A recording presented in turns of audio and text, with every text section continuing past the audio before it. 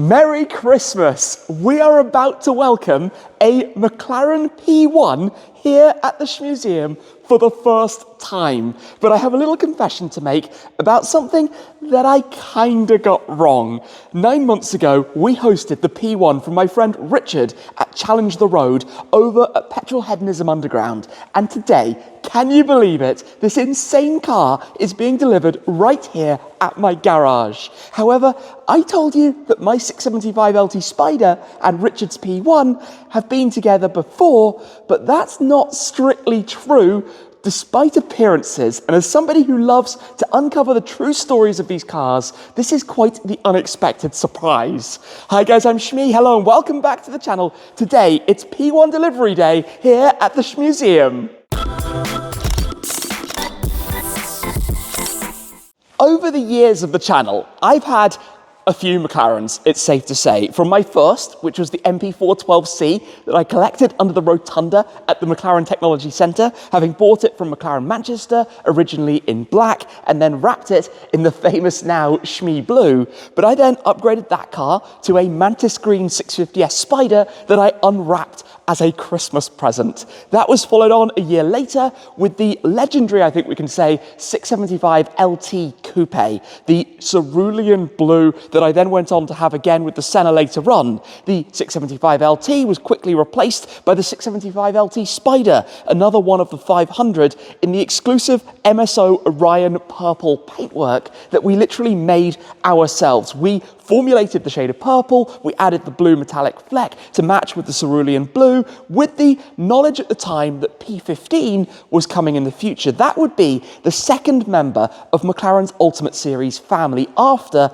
the P1. Of course, it was the McLaren Senna, the most extreme of the Shmeemobiles to come from the United Kingdom, the car that I have driven many occasions at the Nürburgring, out at Spa, had an amazing time with, although sadly sold a little under a year ago. However, the purple Mac remains, the 675 LT Spider. This for me, as a car that's just approaching 20,000 miles on the clock, is a car that truly embodies what McLaren is about. I think at the time it was introduced, remember that period, 2015, 2016, hot on the tails of the P1 and the benchmarks it was setting. This brought amazing performance, amazing technology to the 300 or so £1,000 price point, well ahead of anything that it competed with. And I think it looks stunning to this day. The twin turbocharged V8 sounds amazing. The design, obviously the headlights inspired like the 650S from the design of the P1, the design of Frank Stephenson and the team over there.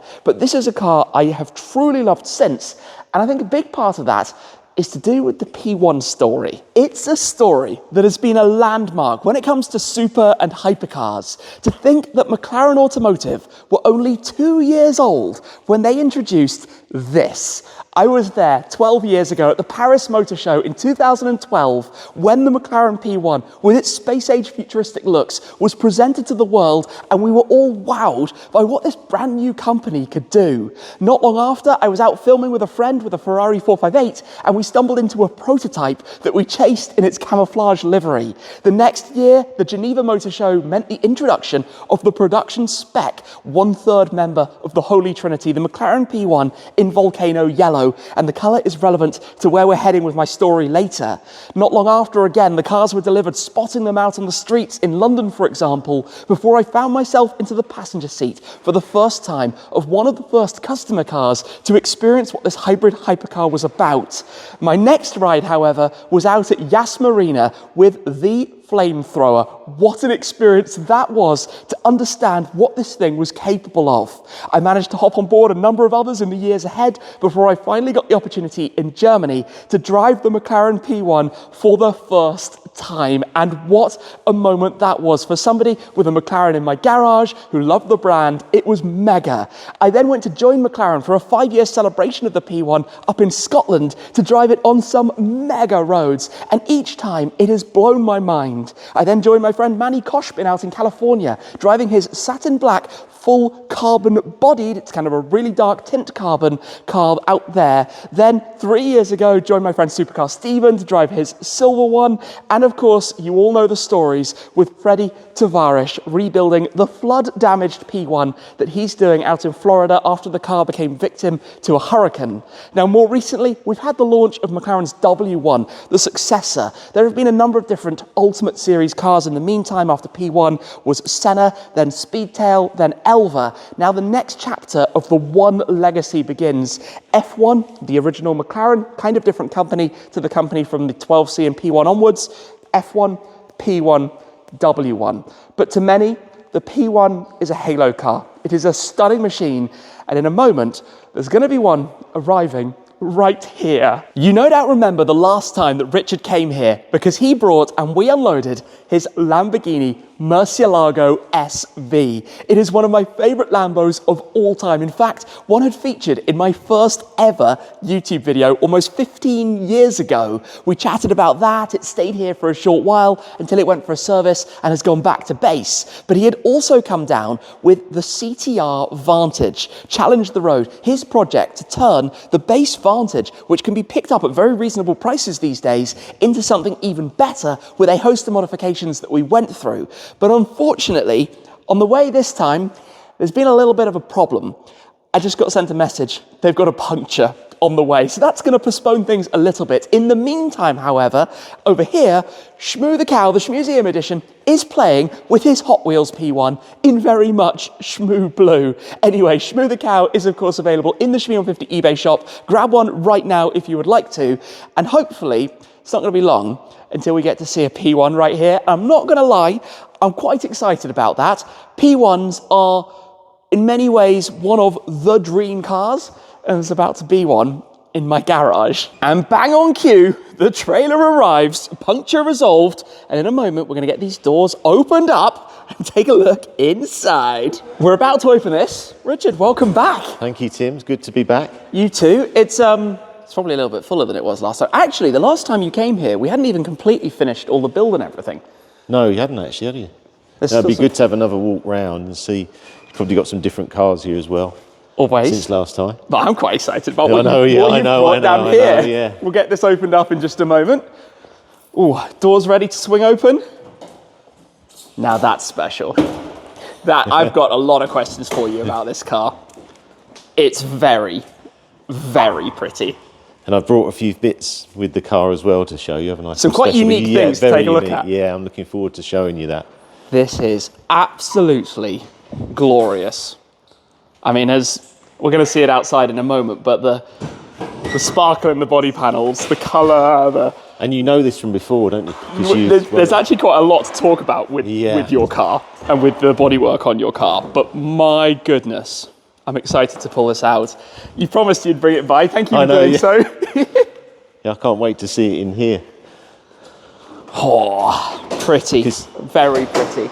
Well, it's nice even with the Lamborghini, because I watch obviously a lot of your videos. I appreciate It's nice that. to see them myself here. Yeah. You know, my setup's only a lot smaller than this, but it's stuck in the corner, and when you had the Lamborghini over there, I go, oh, right, that's my Lamborghini, you know. Well, this is going to go in the middle. Right. It's going to have like a centre stage position, I think. Oh, that sounds good. That sounds good. Right, we'll pull it out. This is the same trailer, actually, that brought the Zembo home from an event before. P1 about to touch down at the Shmuseum. This is absolutely crazy. This car is so amazing. We've got to talk about everything in a moment, like the story of it for you, how long you've had it. Yeah. Oh my goodness. I love the rear lights. Oh, the rear lights is one of the coolest bits of design. Look at that. Well, here it is. It is looking amazing. Your lights, just the reflect, you know, this metallic, or, well, we're going to talk about a bit more, aren't we? The sparkle looks incredible in here. This isn't actually the original colour of the car. It's not the original bodywork of the car. No, originally yellow. I purchased this probably about 2 years ago, I think, in yellow. And then I had the opportunity of the purple carbon, which I couldn't resist. Because there are only, I think it's only around 25 or so full exposed carbon bodies. I think maybe less. Even less than that? Yeah, there's 5 in black carbon that were from the factory. Yes, the ones with the black carbon with the red details. That's right. Some were like a satin as well. And then you had a green. I've been trying to find them. A green, the blue, the purple. There was a red recently just sold. I don't know if you saw that one that just sold. Yes, yeah. The green one recently sold as well. I think maybe 15. And it's quite interesting because it's keeping the interest of trying to find out more and more about the data of the cars. It's amazing, isn't it? Because the P1's now over a decade old. And you must have some good thoughts about this, right? The introduction of W1, the successor to this car, it's only brought more hype to the P1s. Well, I had a call actually on that because there was 2 or 3 people wanting to purchase this one. I'm not surprised. And they reckon that when the W1 come out, these rose 500,000. And these are good people in McLaren, use McLarens. But also what's happening is there's not many for sale. Yeah, people are holding. Exactly. So then that brings it up more. But I think it was, it's difficult to say undervalued because these are a lot of money. But if you look at the W1 being more than this, well, this still looks so good, doesn't it? I mean, it looks like it could have come out yesterday. Well, also the history of, the Ron Dennis, Frank Stephenson. There's generations where they build cars and they don't make them any better, and I think this is one of them. It was so far ahead of the game. I often say that you have to remember this was the second car McLaren made, right? They had the 12C and then they went, boom, here's the P1. P1. To even be in the same sentence as Ferrari and Porsche is amazing, and to be considered by many to even be on the top of that tree is even more so. Is this still on around 200 miles? Yes. So this is basically... Well, I've got my channel on YouTube and I've got cars that I drive on the road. I really enjoy like my Clio V6, the 997s, my Aston Martins. And I have cars that are appreciating classics, that I hope will appreciate. But, I did try and drive this on the road and the clutch went. And as you know, if you don't drive them, there's like a Christmas tree lights in the thing with things going off. Yeah. But I would love to, if I could maybe have more money, I'd love to be able to use it. But it's difficult with a carbon purple panelled car that I can't get any more panels. So imagine if someone knocked you. You can't fix it. Yes. Well, not easily anyway. But I love people seeing it and taking it to shows and like having it here now. At least I'm going to see it a lot more on your videos. That's cool. See that But it is one of the things with these cars, and this is something I'm often very aware of and embrace. You either have a collector car or a driver car. If you do the somewhere in the middle, you're in a complete limbo, because a perfect collector car is often considered to be a super low mileage, very rare exclusive spec. Yeah. A driver car is something that's got tons of miles, probably had a load of parts changed. Yeah. It's different cars for different things. Yeah, definitely. And I enjoy sim racing and I enjoy my track driving now. So I went out in the Porsche, I really enjoyed that. And I feel the way we're going in the world is that, this car is 0 to 60 in 2.4 seconds. All the cars now are just so fast. You can't really use them and enjoy them on the road. So you need a track. And also I love manual cars. I've got a lot of rally cars. Yeah. The pleasure of manual and driving on a country lane with cars that aren't quick, I really like, that you can rev out and use. And have fun with. It's amazing how fast, often I say this in reference to the Ferraris, right? The 296 and the SF90. They are so freaking fast that it really actually restricts what you can do. Because if you put your foot down for a second and a half in one of those things, you're losing your license. And also it's difficult for me to put together YouTube videos on the road of a car that I'm not even scratching the surface because I'd be so far over the limit. Yeah. And I'm not willing to do it. So, I'm doing a lot more videos around the market and things. And we're in a really tough environment with EVs now and way it's going. This is an EV. You can drive it in e-drive. You know what? It's been nice in EV. So, I've driven it in EV. It's really nice, Battery upgrades. Yes. Would you do it? I guess you don't need to. Yeah, that was one of the things that has made the P1 rise in value now, because this was a problem. I think you probably know as much as me, but LaFerrari, the batteries were on the bottom. Yeah. A lot of them were delivered in containers and had to have a new battery straight away, £200,000. Mm-hmm. I know one guy had 2 of them go. Probably people have had more than that. Because the thing with any of these cars, and we'll talk about the charger in a moment, is if you don't leave this plugged in, the battery will go. They're really delicate. Yeah. It's not like, with any of the cars with a regular 12 volt, you need to keep it on a C-Tech to make sure it's fully topped up. Yeah. But the hybrid battery, the high voltage battery, is far more delicate than anything else. If it's not on it for a week, game over. Well, you had two options. You had the option from McLaren, which was the speed tail battery. Yes. But it gave a bit more performance, but didn't have much range. And also, I think there's been a few complications with that, because this has actually got a reasonable range when it comes from factory, but it's lighter with the new one. Yeah. And then you've got V Engineering. Yes, they've model. Yes. So that's probably the one I would go for. Because you do a lot with V, don't you? The cars. Yeah, a lot of servicing on the McLarens. I enjoy seeing the guys there. They've come to some of my Cars and Coffee and events and helped me there as well. So we were obviously doing bits on the Charger. The body they done. I mean, it didn't take long to change the body. Yeah, because it's always amazed me how few panels the car actually is. 5 panels, yeah. It's like, ignoring the wing and the doors, it's the full rear clam, this one enormous piece at the back, the small parts on either side, and basically the front wings and a bonnet on it, and that's kind of it. Yeah, and it didn't take that long. I think it's just the adjustment. Fitting and lining everything up. And lining up. So I think it was 2 or 3 days, and it's quite nice to see that. When you see it going, half yellow, half purple. Yeah. And then you're sort of like, well, yellow and purple together, kind of interesting colour combination. And yellow, probably, the reason I went for yellow was more, I was thinking it was a Geneva. It was the launch colour. Spec, launch colour. It wasn't the colour I would go for if I was having one, but it was launch. And when you're thinking about these cars as investments, I thought, well, that's got to be the one. It's Geneva. You can look back.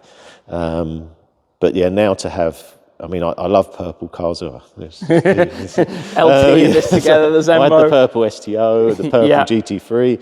I love the purple in this. And yeah, it'd be interesting how it sort of goes forward now, because if you've got the battery tech and you've got 2 options, whether it's McLaren or V Engineering, then that is holding these. And I just feel... that they're not underappreciated, because I still look back at videos. I love watching like the Chris Harris one, the Evo one. I was watching yourself drive in Scotland, wasn't I? I said before, and I love looking back. And hopefully now they'll reach. I would like it to go up even more. Then I could probably just drive it and think, okay, well, I mean, I'm not going to pretend the newest cars to come out aren't exciting. W1, F80, even the recent stuff, Valkyrie, AMG 1. But there was something about that era, wasn't there? There was something about the cars 10 years ago. You're going to have generational stuff that can't be repeated. Colin McRae, Ayrton Senna, Michael Schumacher developing some of the Ferraris, Scuderia, F12. You can't replace that now, and I think that everything now is a little bit more diluted to the personalities we had, if I put it nicely. Yeah. So you had a lot of personalities in the day, and they then... created these cars that will never be seen again, and also regulation. There's a lot more regulation now on the Ferraris. You pulls on the steering if you're out of lane. Probably. Yeah, whereas these were what I call pure. This was, I often think this period, and I say it with cars like the SLS and the 675, this period between 2010, 2015 was the height of technology, but before restrictions pulled it all back down again. Yeah. It was really, really, really fun. And I'm just looking here, the heritage badge at the front, even these details, it's so nice. Oh. Well, I didn't actually realise it was the only one in purple till after I'd done it all. Yeah. And I spoke to the guy at MSO and I said, so how many purple ones were there? And he said, 1. And I went, oh. The only purple carbon P1 in the world. Is there anything on the inside? Because obviously being a yellow car, you still have the kind of yellow Yeah, I did change the calipers. Calipers were red before, if I remember. They were red with grey wheels, and I went for this. They call it, it's a McLaren. No, I think it's a McLaren Ghost Silver. It looks a similar wheel to the 675. Yeah, I've had mine redone since, but I think it's very, very similar. And I had them in black on the calipers. I almost went yellow. And then I thought, well, maybe I could do that another year or change it a bit. It's such an easy thing the brake discs in these, the Akabono brakes, they've always looked so strange just because they're this mirror finish. They don't have all the drilled holes And they said they would do like 100,000 miles at the time of usage. Do they? Has anybody got? I don't know. This one will take a long time. So are we still on the original tyres, presumably? No, I've changed them. I've kept the originals. Oh, you have changed it? Oh, yeah, 2020. Just in case of, one day I think, we'll take it for a drive. Well, it matters because 900 plus horsepower on a now over 10-year-old set of tyres would be a sketchy experience. But I think for me, like you were saying about eras, it was like Frank Stephenson signed part of the other car. I've obviously still got the yellow body as well, which is... Do you just have it on the wall? Well, it's still at V Engineering. I still need to pick it up. But the crates are 260 kilos. I think we have a mutual friend who wouldn't mind your yellow body. Oh, right, yeah. Over in Florida. He did come over to have a look at that. But I think for me, if you said to me, which P1 would you have? And obviously I'm biased, but I think this is one of the greatest looking cars, and to have it in exposed carbon purple is just it for me, because I like purple cars. It's the ultimate. It's the dream. I think this is it. And so can we say that this is your dream car? Like, one of your dream cars? One of. I mean, I still really like the rally cars. Yeah, of course. I Dream think when this is in race mode, yeah, this would be a dream hypercar for me. I think, and the reason because I went through every video. I went LaFerrari, and I thought they're too much. Yeah. I went 918, and I really liked that, but to me, still looked a bit like a Porsche. And I know that's not a bad thing for some things, but I just thought, because this is like a transformer. So 1 minute this can look quite a nice sort of soft car. Yeah. But when you go race mode, slam it different down, gravy. wing up. And that was where I thought, when this is sitting, I mean, this wing's up here, the car's like slammed on the floor. We'll have to do it in a few minutes. Yeah. And I just thought, you know what? That's it. Nothing beats that car. Yeah. Where'd you go? Well, I happen to know that you've come by today with a few other interesting things to take a look at as well. Yeah, well, I've been collecting, because when I had this car, it just had the manuals and bits, and I thought, right, I'm going to try and collect as much as I can. And I've been fortunate to get the briefcase from Geneva and how you spec the car. Should we come and take a look at it? Let's come and check it out. In here, then, goodies. I love this stuff. Yes, a lot of stuff here. So I wanted to try and get the stuff from Geneva, because we spoke about it being a yellow car from Geneva. So I managed to get the original card that you would receive from McLaren. So this was an invitation. This was the invitation to the original Geneva Motor Show.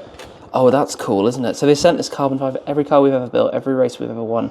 P1 is the culmination of everything we've ever done, and we'll rewrite the rulebook once again. They were correct. Yeah. They absolutely nailed that. I've just realised, got Lando over your shoulder back here. Oh, yeah, Lando's come to visit. He's very interested in that P1. Then we had the pen here, which was to sign your order. So if you went to buy it and sign the contract that day, you'd use this pen. Interesting, because it's funny to think now, but they were far from sold out when it was introduced. No, it took a while to sell all the cars. Well, I was looking at 918s at the time, and Porsche were flying you private jet to Germany to go spec and all sorts. They were sort of not selling as well. Yeah, and then all of a sudden I rung to get, and they said they've all gone. Yeah, it happened out of nowhere. Nürburgring certainly helped and was a big part of that. And then you've got some books there on the actual car. Oh, so these are original. These are original bits. So this, like the handbook. Yes, this is really nice. Nicely presented. So then this come up. Yeah. So I also bought the original model car and other bits, and the key. Oh, the key holder. See, this was this. I didn't have this. I've actually managed to I've got one of these. Have you got? I've got one of these P1 key boxes. So these are really nice. Yeah. And these are expensive now. I know. I've added it to my contents insurance. Right, But this is the unique thing that nobody's seen for a decade. Yeah, no one's actually seen, even on my channel actually anyway, because when they gave it to me, it's probably a year or so ago, they said, Richard, don't do any social media, because everyone's going to want this. So you're not on social media. No, we're not going to share this. We're not going to put. So this is a carbon fibre. Carbon fibre, this is the briefcase they use to visit your house to order your P1 spec. Yeah. So this is the original one. It's actually quite heavy, even though it's carbon. Let's just try and open it up here. And then you would have like a storyboard. So you could... Wow. So you would choose all your colours. This comes off here. So these were the original options and parts and things. Like even down to different carbon fibre weaves. Yeah, so then you have your storyboard here. Oh, so you get that out and then you build up. Then you build... So you could go blue. Oh, and put it all in. I get it. And then choose whether you want the gloss or the satin carbon. Exactly. What stitching? Oh, stitching in these wheel colours? Yeah, these must be the wheel colours. Oh, brake caliper colours. Brake calipers. Silver, and choose the different options. So yeah, so you just build your Build up storyboard. spec. Interiors. This is really cool. Oh, like the car's kind of got sticky button syndrome. Oh yeah, on The rubbers. same with the briefcase. Yeah. So leather McLaren But I orange. just think that's just a really nice thing to have. Oh, for Definitely, sure. yeah, you know, And with the car. Amazing thing is this is the kit that went to, like you said, to everyone. Everyone who's Everyone's house. They went that you know, and obviously there's going to be a lot of famous people who've been using that. That's really nice. I love this. I mean, we're literally here. There's the Ford GT order kit underneath. Right, They did yeah. something similar with the different options, but they sent that to each person. But to have the creativity that McLaren had back when they introduced the car is probably one of the most impressive things to me. Because we are talking about a company. Remember, when they presented the P1 in 2012, they had only been delivering road cars for a year. I know. The 12C was 1 year before. And they had the foresight to do all of this stuff and to bring that customer journey together and to make it happen. I just find it amazing. I think it's such like a landmark moment in supercars. Yeah, and I think if you look at the headquarters they built, Ron built, the way his attention to detail, and you know, they're a different company now, but at that time, I think that was peak. Oh, completely. For these, So and that's exciting. why there's no you know, no other P1 at the moment. I know there's a W1, but It's a different P1. thing. Yeah, It's a different thing. I would spend ages going through all of this stuff. I love it. I absolutely love it. All the different paint samples and things. And obviously the MSO could let you do anything you wanted, but you got to start somewhere, right? So we've got the Volcano yellow. Yeah, that's. Volcano orange was the I concept really colour. like Volcano orange, and I like the red Volcano as well. That would probably be my choices. I mean, obviously the MSO fully exposed carbon didn't happen till sort of 2 years after, did it? So every car had to have their original body taken off, apart from the 5. Okay, so those 5 were originally built in the carbon. Originally built, but these ones, the body was obviously had to be taken off and held. And as I said, it's quite a big part. It's sort of as big as a car in crates, obviously. You don't realise and very heavy, when you take 260 parts. kilo Oh, okay. of the crates. Because More it's than I not would have the expected. part. Yeah, so it's quite a big thing to move around. Yeah, and like you say, just I've held that because like a door now is 80,000. Only? Yeah, so I've had to insure the car and the extra. Yeah. Well, And I then tell you, when I needed a new door on my Senna, it cost more than 80,000. Well, I tried to look at re-engineering like a 675 into a P1 shell. You see, because Okay. I've got the body. Yeah. So I did, but that didn't go anywhere. But I thought Might as that well I could just buy drive another one. couldn't P1. I could drive one then, Funny. We promised that we would pop it into race mode. if I can remember. It's always a challenge. Isn't it funny though? McLaren had this how do I describe it? A mindset at the time of being technical and everything therefore is a little bit complicated Yeah. and all of the buttons and sequences. This definitely won't work. With the 12C back at the beginning, to put it into traction off, you had to do all of these different, like press this and then hold these and then whatever else after that. Right. So engine start, that would be a good one. I think you have to have the door down. Come on, then. Track, You're gonna go into, active, yeah. race, hold down. I think you press it once and then press it again, if I remember right. Oh yeah. Here we go. And then you have to let go and press once more, don't you? Here we go. There we go. This is it. Dropping to race mode.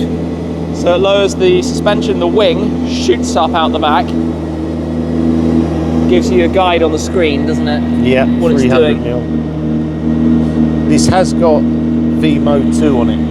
Yes, well the for me track as mode well. 2, so that you can drive it in race mode with the lift up. With the yeah, So this is in race mode 2 with the lift up. I think so. Yeah, so So now I pop want the to get lift, the lift down. So that's going down to normal height. Cool. Okay. Is that done? Yeah, now think into that's race done. mode again.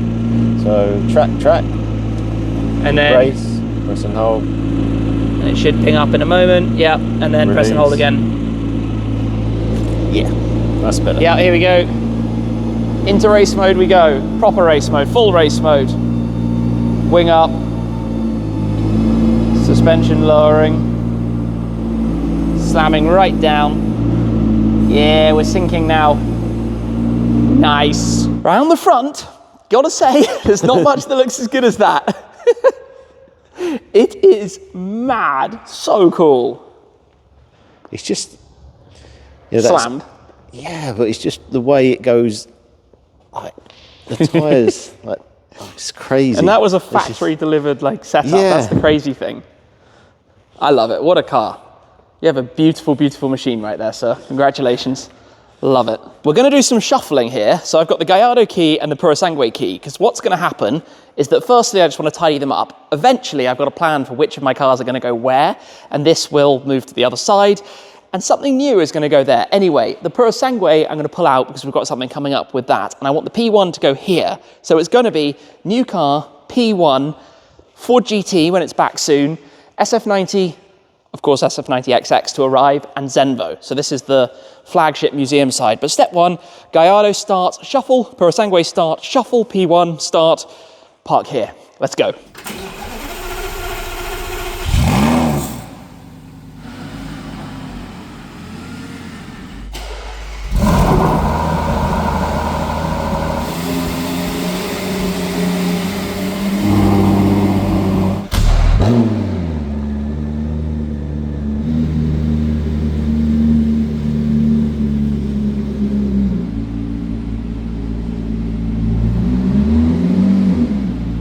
The next thing is to charge this. So the P1 has quite a beefy charger. These things have got much smaller since. But in theory, you should, when it's unlocked, open up this flap. The opposite side is the fuel. This, I think, twists off that cap. I guess you leave that in there. The cable, I've been warned, can get warm, so you should use a microfiber on it. And I've never plugged this in before, so which way do you go? I don't think I've ever plugged in a P1, which is kind of funny because you'd have thought at some point that I might have done. How does this work? Trial and error. Nope, not quite like that. Maybe you twist it. What angle? There we go. Okay, that's on, that's connected. I guess we leave that lid just there, but conscious it gets warm, we want the microfiber between it and the bodywork. You can kind of close that down. This is now on. One press of this, green lights, says it's plugged in, battery icon doing something. This is making whirs and clicks. We've got some lights. Oh yeah, are they going green? I hope they go green. You see a red light and you start to go, "Whoa!" But that all looks kind of fine, I think. We've got the right lights. So that is now parked. I've got a pocket full of tons of keys. One of these is a McLaren key. Love that sound. Good, parked. Let me tell you a story. Rewinding back to the time when this car and my LT were together. It was amusingly an event with HRO and Ferrari London, the same dealership where I have bought all of this lot from, and the new cars are coming as well. But I say this car, and technically that's not true. The car that day was P1 VP5. And of course I know this from our platform, Exclusive Car Registry, and being able to look up and understand the history of these things. VP5 was one of the validation prototypes that they sold after the main run of 375 cars. They added, I think it was in the region of 15 or so extras, the chassis that had been used for testing at various stages. And then that car, which originally had a volcano yellow bodywork, got this additional set of body panels in the K purple carbon. When that car was then sold from its then owner, who I knew very well, he then also sold the purple carbon panels separately to the car with its bodywork. Those then found their way onto another volcano yellow car, chassis 49, Richard's car. So it's the same body, but it's actually a different P1 to the one that my LT was with. And I find these kind of things fascinating because in the future, all of that kind of stuff is going to get forgotten. And that's the idea with preserving history one car at a time on ECR, to understand, learn about these things. Chassis 49, where's this purple carbon body? It also comes, as Richard said, with his original volcano yellow body, which he keeps for it as well. And it's got those two different looks, two different body styles. And who knows what becomes of these panels in the future, down the line, complete unknown. So quite a fun little thing, correction on my earlier mistake when I had said that the two cars had been together, because technically they never had until Petrolheadonism Underground, and now I understand it properly and what's going on with them. A little bit more shuffling later. We have a very blurple alternating lineup. It's not going to stay like that, but for the moment it is. Anyway, how epic that there's a P1 in that lineup. I'm going to enjoy just oogling that thing. A big thanks to Richard for coming down and sharing the car with us. Don't forget, you can grab a Shmoo. Also, check out these kinds of cars on ECR. If you like these types of videos, though, check out the one right over there. That's it for this time, though, and I'll see you again very soon. Cheers!